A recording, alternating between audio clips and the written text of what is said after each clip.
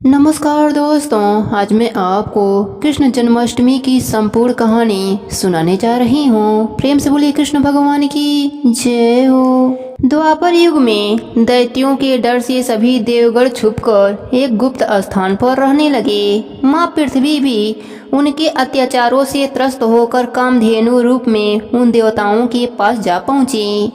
तब वे सभी देवगण और पृथ्वी माता ब्रह्मा जी के पास जाकर करुण रुदन करते हुए अत्यंत विलाप करने लगे। ब्रह्मा जी ने कहा कि हे भूदेवी, जो सबके पालनहार हैं, वहीं भगवान विष्णु ही इस विपत्ति का निवारण कर सकते हैं। अब सभी देवता विचार करने लगे कि भगवान विष्णु को कहाँ खोजा जाए, हम किस प्रकार उन तक पहुँचे, क्षीर सागर जाएं या बैकुंठ जाएं। भगवान तो 14 भवन बिहारी हैं, हम किस प्रकार उन तक पहुंच सकते हैं। इस भावावेश में वह सभी देवगण अत्यंत व्यथित हो गए। उन सभी में भगवान भोलेनाथ भी उपस्थित थे। भगवान शिव ने ब्रह्मा जी व सभी देवताओं को संबोधित कर कहा कि ऐसा कौन सा स्थान है जहां भगवान विष्णु नहीं हैं, जहाँ भी उनके भक्त प्रेम से उन्हें पुकारते हैं, भगवान विष्णु अपने भक्तों का दुख हरने के लिए तुरंत ही पहुँच जाते हैं। भगवान तो भाव के भूखे हैं, वह अपने भक्तों को पीड़ा में नहीं देख सकते। जैसे गजेंद्र को कष्ट में देखकर भगवान ने तुरंत ही हरि रूप में प्रकट हो उसका उद्धार किया था, वैसे ही अगर हम सच्चे भाव से भगवान की स्तुति करेंगे तो वह हमारी पीड़ा हरने यहीं इसी जगह आ जाएंगे। ब्रह्मा जी द्वारा की गई यह स्तुति भगवान विष्णु को अति प्रिय है। इस स्तुति के अर्थ भाव से पढ़ने पर भगवान तुरंत ही अपने भक्त का दुख हरने का यत्न करते हैं। तो आइए ब्रह्मा जी द्वारा वर्णित इस स्तुति का हम पाठ करते हैं। भगवान शिव की बात सुनकर ब्रह्मा जी के मन में बड़ा हर्ष हुआ। उनका तन पुलकित हो गया और नेत्रों से प्रेम के आंसू बहने लगे। तब वे धीर बुद्धि ब्रह्मा जी सावधान होकर हाथ जोड़कर स्तुति करने लगे। हे देवताओं के स्वामी, सेवकों को सुख देने वाले, शरणागत की रक्षा करने वाले भगवान, आपकी जय हो, जय हो। हे गौ ब्राह्मणों का हित करने वाले, असुरों का विनाश करने वाले, समुद्र की कन्या श्री लक्ष्मी जी के प्रिय स्वामी, आपकी जय हो। हे देवताओं और पृथ्वी का पालन करने वाले, आपकी लीला अद्भुत है, उसका भेद कोई नहीं जानता। ऐसे जो स्वभाव से ही कृपालु और दीन दयालु हैं, वे ही हम पर कृपा करें।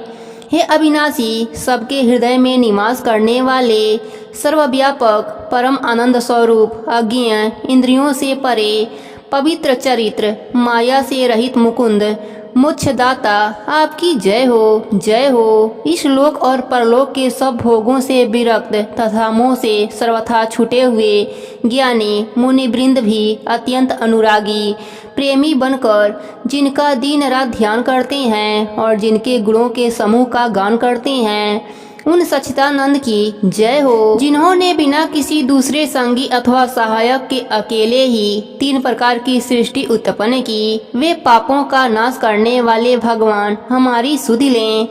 हम न भक्ति जानते हैं, न पूजा जानते हैं, जो संसार के भय का नाश करने वाले, मुनियों के मन को आनंद देने वाले और विपत्तियों के समूह को नष्ट करने वाले हैं। हम सब देवताओं के समूह मन, वचन और कर्म से चतुराई करने की बाण छोड़कर उन भगवान की शरण में आए हैं।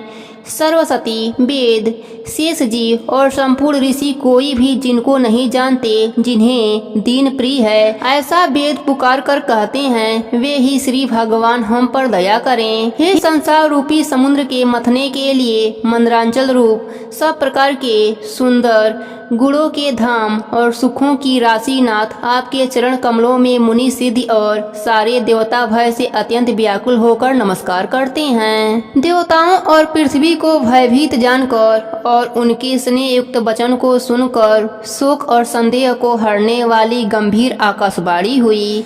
कल्याणमस्तु। आंखें खोलकर ब्रह्मा जी ने सभी देवताओं से कहा कि मैंने अभी आकाशवाणी सुनी है कि भगवान विष्णु ने हम सभी के भावों को समझ लिया है। उन्होंने कहा है कि मैं अवतार लूंगा और आप सभी देवता भी पृथ्वी पर जाएं, अपने अपने अंशों से जन्म लें। जब मैं अवतार लूंगा तो सभी मेरा सहयोग करें। इस प्रकार से विष्णु भगवान कृष्ण के रूप में अवतार लेते हैं। अब सुनते हैं अवतार लीला की कहानी।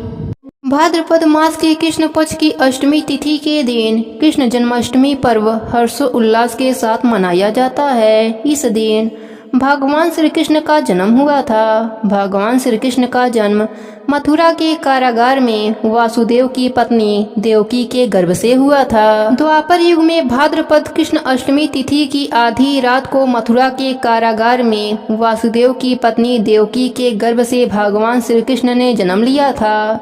श्री कृष्ण ने बुधवार को रोहिणी नक्षत्र में जन्म लिया था। अष्टमी तिथि को रात्रि काल अवतार लेने का प्रमुख कारण उनका चंद्रवंशी होना बताया जाता है। श्री कृष्ण चंद्रवंशी चंद्रदेव उनके पूर्वज और बुध चंद्रमा के पुत्र हैं। इसी कारण चंद्रवंश में पुत्रवत जन्म लेने के लिए कृष्ण ने बुधवार का दिन चुना।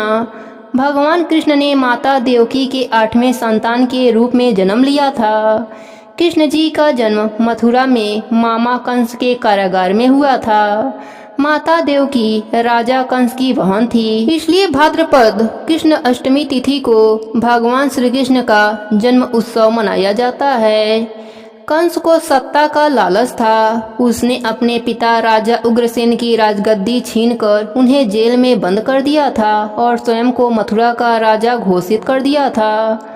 राजा कंस अपनी बहन देवकी से बहुत प्यार करता था। उसने अपने बहन का विवाह वासुदेव से कराया था, लेकिन जब देवकी को विदा कर रहा था तभी एक आकाशवाणी हुई कि देवकी का 8वां पुत्र तेरी मौत का कारण बनेगा। यह सुनकर कंस डर गया। उसने तुरंत अपनी बहन और उसके पति वासुदेव को जेल में बंद कर दिया। उसके आसपास सैनिकों की कड़ी पहरेदारी लगा दी। कंस अपनी मौत के डर से देवकी और वासुदेव की 7 संतानों को मार चुका था। भाद्रपद मास कृष्ण पक्ष की अष्टमी तिथि को रोहिणी नक्षत्र दिन बुधवार की अंधेरी रात में भगवान कृष्ण ने देवकी के 8वें संतान के रूप में जन्म लिया। श्री कृष्ण के जन्म लेते ही कोठरी प्रकाशमय हो गया। तब तक आकाशवाणी हुई कि विष्णु जी ने कृष्ण जी के अवतार में देवकी के कोख में जन्म लिया है। उन्हें गोकुल के बाबा नंद के पास छोड़ आओ और उनके घर एक कन्या जन्मी है, उसे मथुरा लेकर कंस को सौंप दो। भगवान विष्णु के आदेश से वासुदेव जी भगवान कृष्ण को सूप में अपने सिर पर रखकर नंद जी के घर की ओर चल दिए। भगवान विष्णु की माया से सभी पहरेदार सो गए। कारागार के दरवाजे खुल गए। आकाशवाणी सुनते ही वासुदेव के हाथों की हथकड़ी खुल गई। वासुदेव जी ने सूप में बालक गोपाल को रखकर सिर पर रख लिया और गोकुल की ओर चल पड़े।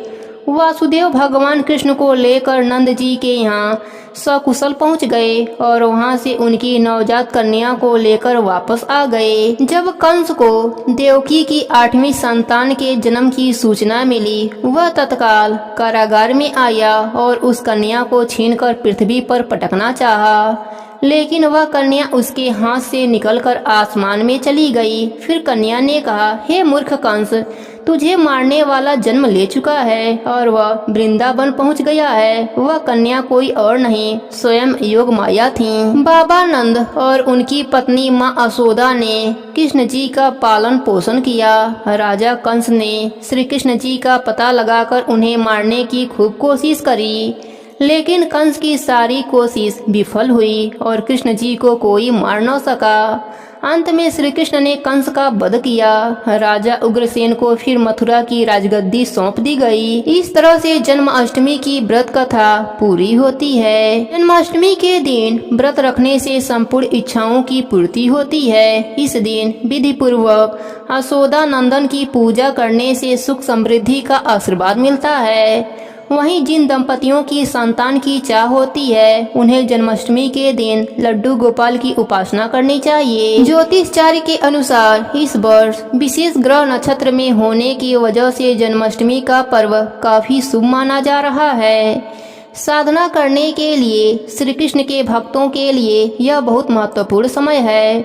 वैसे तो हर जन्माष्टमी शुभ होती है और श्री कृष्ण भक्तों के सारे दुख हर लेते हैं, लेकिन अगर आप विशेष काल और नक्षत्र में भजन कीर्तन के साथ श्री कृष्ण कथा और लीला अमृत का पाठ करते हैं तो इससे भगवान श्री कृष्ण प्रसन्न होते हैं। तो भी व्यक्ति जानकर भी कृष्ण जन्माष्टमी व्रत को नहीं करता, वह मनुष्य जंगल में सर्प और व्याघ्र होता है। हरे कृष्णा कृष्ण कृष्ण हरे हरे, हरे रामा राम राम हरे हरे।